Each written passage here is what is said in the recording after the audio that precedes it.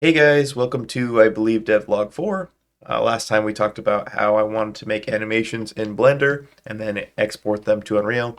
So I did accomplish that. First of all, I remade the fish because I wasn't really satisfied. So this time I used references and made sure he was proper size with the mannequin. And with all that, I also cleaned up the sides and renamed everything nicely. I have more or less a pretty good fish here with like good bones and stuff. And then on top of that, I did make the animation. Now, this is gonna look stupid. I did make a real animation at first, but then I learned something special that I want to show you guys later. But for now, this is just the animation, and I'll show you why it still looks good in game. I did originally actually make it legit, but let's switch over to Unreal and I'll show you what I'm talking about. All right, so now that we're in Unreal, this is kind of where the magic happens. So this is the physics asset of my new fish, and you'll see that I did a bunch of stuff to it. So if I preview the animation swim, you'll see, first of all, success, right? We learned how to import animations from Blender, and let me tell you, way easier than making animations in Unreal, in my opinion. And then on top of that, now we have physics asset, and so you'll see, ooh, it looks a little bit better, more like an actual fish.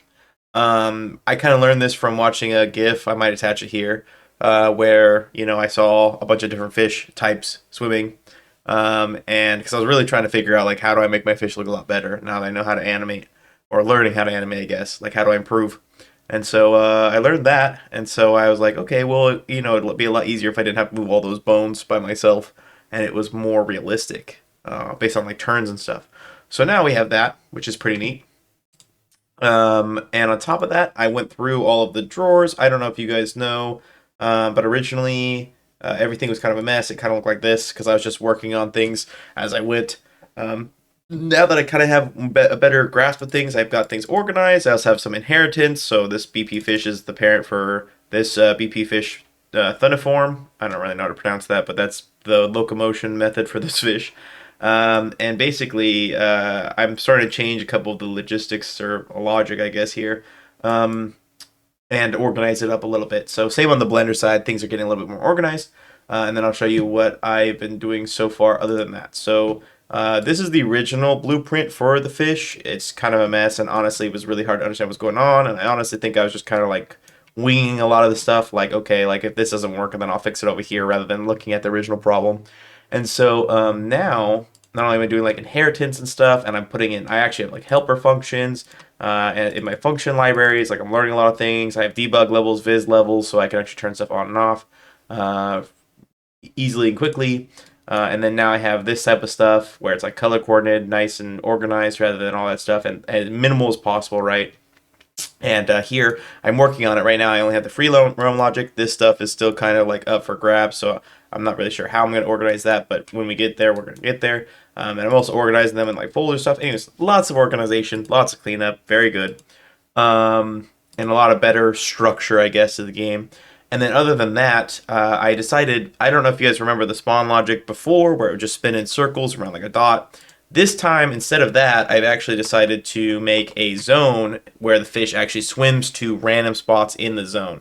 And that way, when you throw the rod, the fish will just like dive down like it's going to grab the bait, and then you'll have the fish on your hook. And it looks a lot more realistic and stuff rather than like imagine like 20 plus fish on scene spinning all in the same or other opposite directions just in a very small circle. It might look really crazy. So in this case, it's a lot better since the fish is actually looking like it's roaming naturally. And it does stay in this zone more or less because I have logic to where it'll try to pick a point the furthest or almost like around the furthest range, I guess. It won't pick close points, so that way it's basically forced to stay more or less in this zone.